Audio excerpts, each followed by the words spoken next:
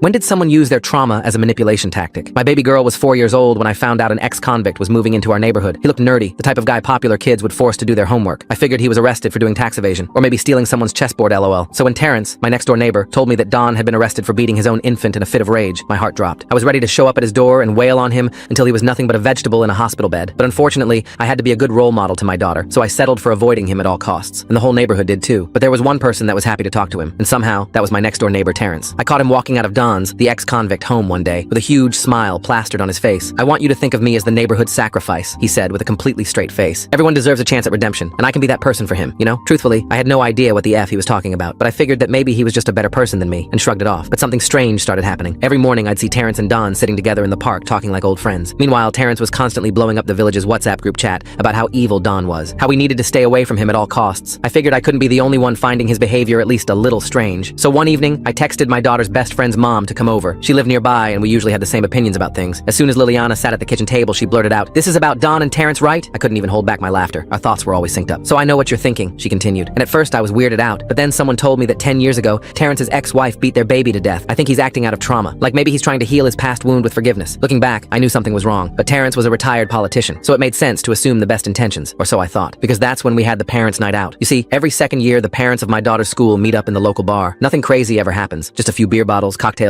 laughing about how much our kids hate homework. Terrence wasn't even a parent, but the neighborhood loved him so much that he was always invited anyway. But this time was different. He was downing beer after beer, his alcohol breath practically stenching up the entire table. No one was saying anything, just glaring at each other, wondering if his weird behavior was somehow linked to Don. And at around 11 p.m., we got our answer. Everyone was silent when he spoke, his words slurring together. "Guys, you know, Don isn't who you think he is. He was framed by his ex-wife. He didn't actually commit the crime." I furrowed my eyebrows. Because earlier that day, Terrence was texting the group chat about how Don was a dangerous murderer. Luckily, Liliana lightly tapped his arm, so he kept going. "Yeah, so I have a confession to make. All the stuff I said he did was actually me. And now my ex-wife is rotting in prison for the crimes I committed." He then burst into tears before repeating the words, "I'm sorry," over and over. I swear I thought he was pranking us, but that's when he started wailing about what a horrible person he was, how he had abused his power, and he didn't deserve to live. Soon I was going to make his wish come true. Full story on channel, link below.